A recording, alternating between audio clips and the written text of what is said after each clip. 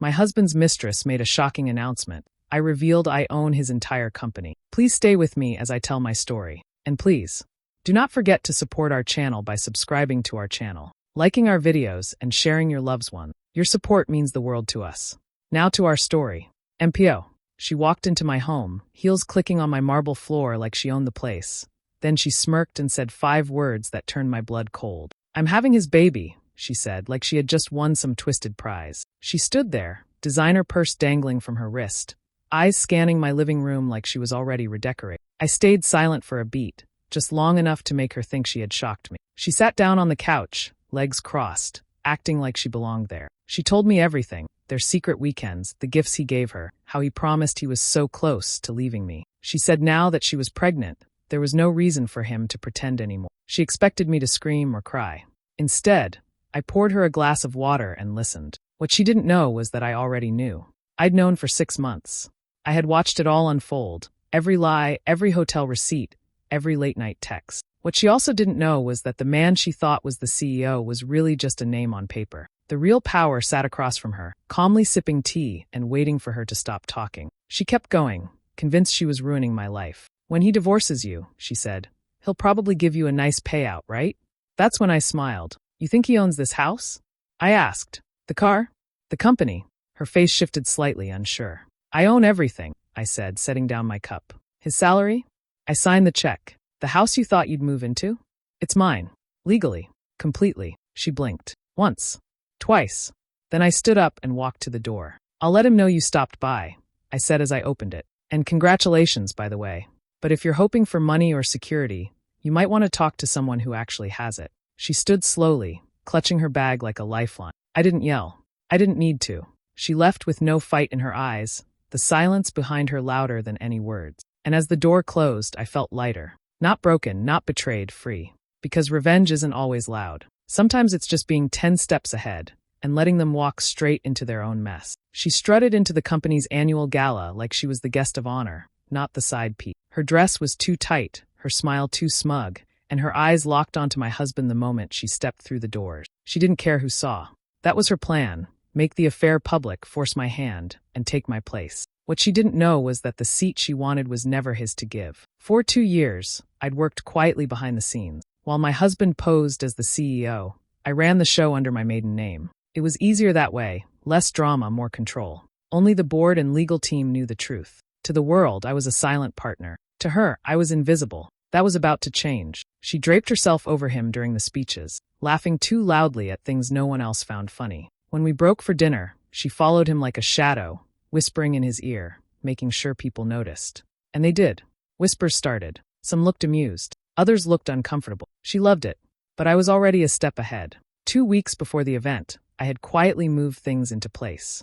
I reviewed her position at the company, and in turn she'd slept her way into. I gathered emails, messages, inappropriate comments to coworkers. HR had a thick file. All it needed was a signature. Mine. After dinner, I approached her with a smile. She blinked, confused. She didn't recognize me. I introduced myself. I'm Elena Walker, I said. She tilted her head. And your boss. Well, your boss's boss. Her face went pale. I handed her a sealed envelope. Your dismissal papers. Effective immediately. Security's waiting outside. She looked around for help. My husband stared at the floor. Nobody spoke. Nobody moved. I suggest you don't try for a reference, I added. We take workplace harassment very seriously. So do our partner company. Good luck. She left red-faced and shaking, escorted out in full view of the entire room. The whispers stopped. The silence was deafening. And I finally picked up the mic to make a toast. Not to her, not to him, but to new beginnings. I didn't have to scream. I didn't have to fight. I just let her think she'd won long enough to walk straight into her own downfall. She played games in public. I handled business in silence. And I always win. For years, he made me feel like I was the crazy one. If I questioned his late nights, I was too suspicious. When I asked about strange charges on our joint account, he said I didn't understand business. He'd laugh when I cried, call me emotional, unstable, even paranoid. I started to believe him. That's what gaslighting does. It chips away at your reality until you can't trust your own thoughts. But I wasn't crazy. I was right. So I stopped asking. I smiled, nodded, and played the role he wanted. Meanwhile, I documented everything, every email, message, and receipt. I met with lawyers quietly, restructured ownership paperwork, and ensured that every asset he thought was his was actually mine. He thought he was the boss, but legally, I was the only one listed. Then came her. She was younger, louder, and arrogant enough to flaunt the affair before it even became public. He stopped hiding it. I was supposed to fall apart. He expected me to beg. Instead, I planned. She moved into our condo. I let her. She posted pictures in my designer chairs and bragged about her successful CEO boyfriend. I didn't correct her. She boasted that she was the next wife, the next power woman. She had no clue she was standing on a foundation I built. The court date came fast. He filed for divorce, expecting a payout and a quick escape. He walked into court smirking. She was there too, in full glam, ready to celebrate his freedom. But when my lawyer stood up, everything flipped. "Your Honor," she said, "we'd like to present the full asset record, showing the business, properties, and investments are all solely in the name of our client." You could feel the shift in the room. His lawyer fumbled. He looked confused. She looked furious. Then I stood and said it plainly. Everything he touched I owned. He just signed the papers. The judge nodded. Based on the documentation, the defendant is entitled to nothing. His face went gray. Her smile disappeared. He was left with no company, no home, and no legal claim to anything. He wasn't the CEO. He was an employee, and now an unemployed one. And her? She wasn't the new queen. Just a footnote. I didn't shout. I didn't threaten. I simply documented, prepared, and waited. Because real power isn't loud. It's silent, strategic, and always 10 steps ahead. He gaslit me. I gatekept everything. And now? I'm the girl boss who took it all back. It started with whispers. Quiet phone calls late at night. Hushed conversations that stopped when I walked into the room. I wanted to believe it was nothing, but deep down I knew. So I hired a private investigator. Within days, the truth came back. My husband was having an affair with a woman half his age. Someone who thought being a secret made her special. I didn't cry. I didn't confront him. I made a plan. I had my lawyer draw up an NDA, something that looked official but wasn't standard. Buried in the legal language was a clause that waived any rights to future financial claims, gifts, or business assets. Then I made sure it found its way to her. I arranged a meeting and pretended I was desperate to avoid embarrassment. "Just sign this," I said calmly, "so none of this gets out. You keep seeing him, I won't interfere. Let's keep it clean." She smiled, smug, and signed without reading. She thought she had won. I thanked her and left with the paper in hand. Weeks later, she got bold. She threatened to expose the affair unless he gave her a big payout, enough to start a new life. She thought he'd cave. But instead, I stepped in. I invited them both to a meeting in a neutral office, with my attorney present. She came dressed like she was ready to claim a throne. He looked nervous. I brought the NDA and laid it on the table. "You already signed away everything," I said, sliding it toward her. She looked confused. "That wasn't in the document." "Oh, it was," I replied. "Right under the clause you didn't bother reading." My lawyer then presented ownership papers. Every business asset, every property, every account, they were in my name. Legally, fully. The man she thought held power was just a face. I held the keys. She tried to speak. I held up my hand. "You can try to fight this," I said, "but you'll lose. Publicly, loudly, and I'll enjoy it." My husband sat in silence, finally realizing he wasn't the one in control. She stormed out. He followed, and I stayed smiling. I didn't raise my voice. I used her arrogance against her. She underestimated me. He did too. But now they both know. Never play games with someone who owns the board. Step 1. Suspect but don't confront. When his behavior changed, longer hours, sudden gym obsession, and a locked phone, I didn't scream or cry. I observed. I smiled. I acted normal. That's the first rule of strategic revenge. Never let them see you coming. Step 2. Gather evidence. I copied text logs when he left his phone unlocked. Took screenshots. Saved receipts. I didn't confront him. I built a case.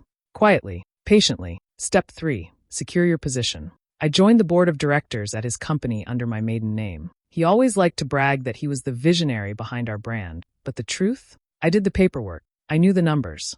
I had the trust of the investors. Slowly, I started transferring voting power and shares into a family trust, one I controlled. Step 4. Let them dig their own hole. His affair wasn't just emotional, it was financial. He used company funds to buy gifts, pay for hotel stays, even cover her rent. I didn't stop him. I documented everything. Each charge, every misuse of company money. I let him keep thinking he was untouchable. Step 5. Set the trap. I organized a shareholders meeting and made sure both he and his mistress were in attendance. She showed up wearing a necklace he'd bought, paid for by the company card. Poetic. When the meeting began, I stood and took control. "I have a presentation," I said. On screen, I showed expense reports. Photos. Dates. Transactions. The room went silent. Then came the twist. I'm proposing a vote to remove the current CEO for breach of fiduciary duty, I said, and as majority shareholder, I support this motion. He laughed, until I showed the document. The mistress went pale. He turned red. The board voted. It was unanimous. Step 6, finish clean. I walked over, handed him a box. Your personal items, I said. Security's waiting. She followed him out. No cameras. No screaming. Just a quiet walk of shame. Step 7, rebuild better. With him gone, I rebranded the company. Cleaned house. Restored integrity. And yes, I told the truth. Because people respect a woman who stands back up without losing her mind. They thought they were playing me. But I was building a strategy. Every move was planned. Every step intentional. Because revenge isn't rage. It's precision. She thought she had it all figured out. The mistress stormed into the shareholders' meeting in a red dress that screamed scandal. She clutched a folder filled with printed text messages, photos, and hotel receipts. Her plan was clear. Expose the affair in front of the entire board, ruin his image, and force him to resign. In return, she expected a fat payout to keep quiet. She waited until everyone was seated. Then, with a dramatic flair, she stood up and addressed the room like she owned it. I think you all deserve to know who your CEO really is, she said, voice loud and confident. She began revealing piece after piece, screenshots of messages, credit card charges for private getaways, photos of the two of them together. Gasps echoed across the room. My husband's face dropped. He stuttered, completely blindsided. He glanced around, hoping someone would save him. Then the door opened. I walked in. Silence. I wore a calm expression and a tailored suit. No emotion. No panic. I walked straight to the head of the table, pulled out a chair, and sat down. Thank you for the show, I said, nodding at her. Now, allow me to properly introduce myself. I'm Rebecca Adams, majority shareholder and legal owner of this company. The room froze. I continued. Everything you've shown here today, I've known for months. But unlike you, I handle problems quietly and legally. I pulled out my own documents. As per company policy, misuse of corporate funds and reputation damage are grounds for immediate termination. I looked at my husband. You're fired. He didn't speak. Couldn't. His face went pale. I turned to her. As for you, you entered a private corporate meeting without clearance and attempted to blackmail company leadership. You're being sued for trespassing and defamation. Security will escort you out. She opened her mouth, but no words came. Just rage in her eyes and defeat on her face. They both walked out, humiliated and stunned. I adjusted my chair and looked around the room. Now let's continue. We've got real business to handle. The board nodded, still shocked but respectful. The meeting resumed. Calm. Controlled. She thought she could burn the building down to force a payday. She didn't realize the building was mine. She tried to play me. But in the end, she played herself. And I made sure the whole room saw it happen. The invitation said, 10-year anniversary celebration. Elegant. Classy. Gold lettering. Everyone RSVP. Friends, family, business partners. Even the mistress, though she didn't know I knew who she was. I spent weeks planning it. The venue was stunning. A rooftop garden, glowing lights, champagne flowing, live music. It looked like love. But beneath the roses and candles, revenge waited. He smiled the whole night, thinking he was untouchable. Toasted guests. Kissed my cheek. Played the role of devoted husband. She floated around in a tight dress, pretending to be just a friend, making sure people saw her laughing at his side. I watched it all. Silent. Composed. The perfect host.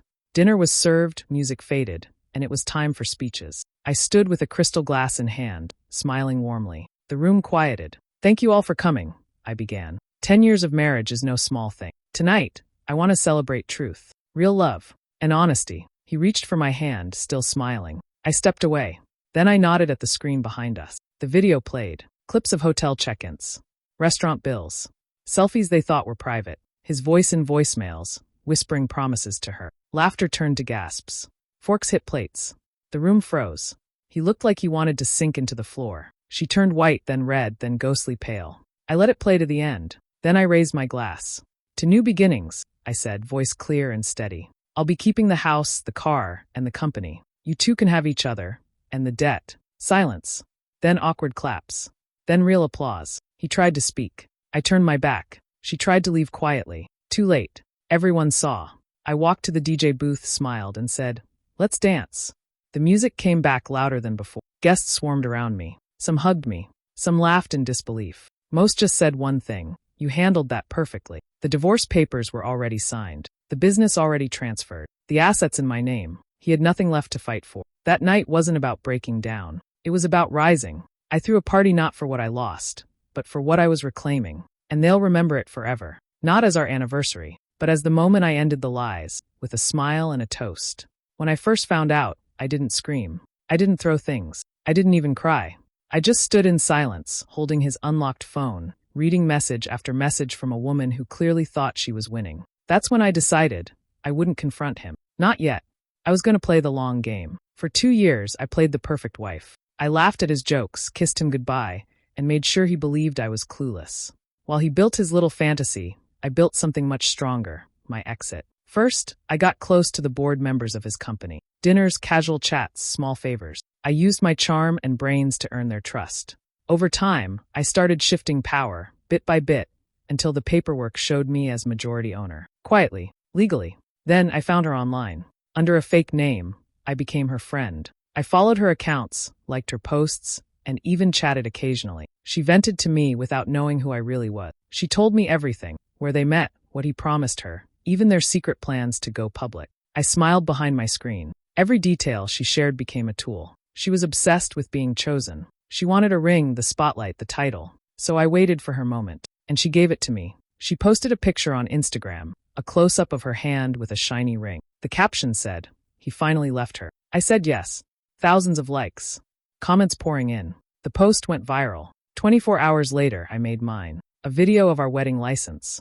Tax filings, property deeds, business ownership records, all showing my name. All proving I was still very much his wife. My caption? He forgot to tell her he's still married, and that I own everything. The internet exploded. She deleted her post within an hour. He called me nonstop. I didn't answer. I didn't need to. The media picked it up. Headlines screamed betrayal, scandal, and lies. His business partners pulled out. His public image crashed. He tried to fix it, but it was too late. My silence had done what shouting never could. I didn't confront. I constructed. I didn't react. I calculated. And when the time was right, I burned the entire illusion to the ground, with proof and poise. 2 years of patience. One perfectly timed post. Her dream shattered. My life finally mine. He told me I was different, that I made him feel alive again, that his marriage was just for appearances. And I believed him. For months, we met in secret. Late-night texts. Weekend getaways. He bought me gifts, whispered promises, and said he was just waiting for the right time. I waited.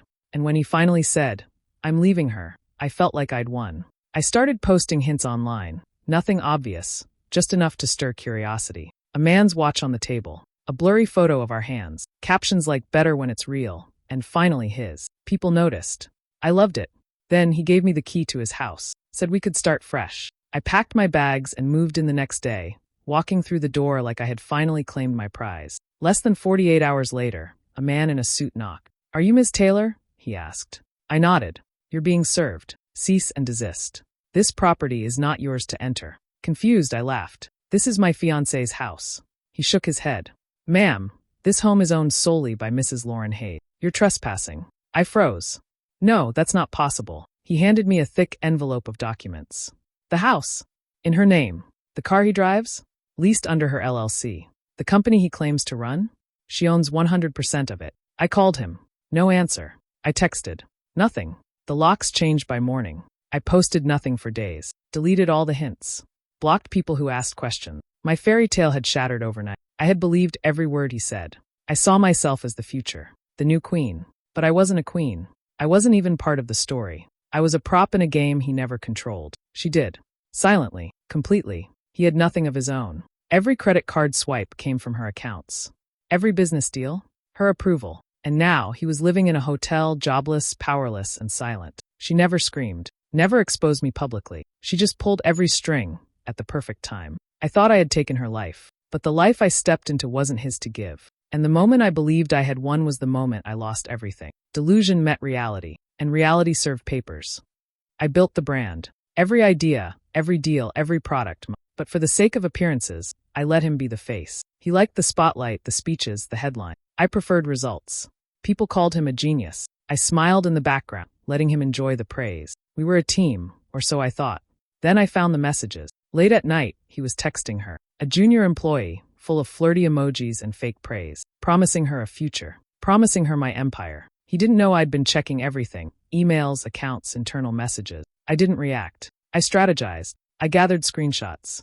Videos. Copies of meetings I had attended while he claimed credit. The timeline was easy to build. He got sloppy and she got confident. Soon she was hinting online, calling herself CEO in training, posting from events I invited her to. I waited for the perfect moment. On the company's 10th anniversary, I made my move. Instead of our usual press release, I uploaded a video. It started with photos of us together, successful, happy, fake. Then the screen shifted to receipts, conversations, emails proving the affair. Then a bold caption. I built the empire. He just took credit. Not anymore. The internet exploded. Within hours, the video went viral. News outlets picked it up. #RealCEO started trending. Women across the world flooded the comments with support. Investors reached out. The board voted. I was officially named CEO. She tried to defend herself online, but the damage was done. Her past tweets resurfaced. Her attitude got exposed. She was trending, but not the way she wanted. People mocked her posts. Brands cut ties. Her career? Gone. As for him, he disappeared from headlines almost overnight. No apology, no comeback. Just silence. I rebranded everything. New logo.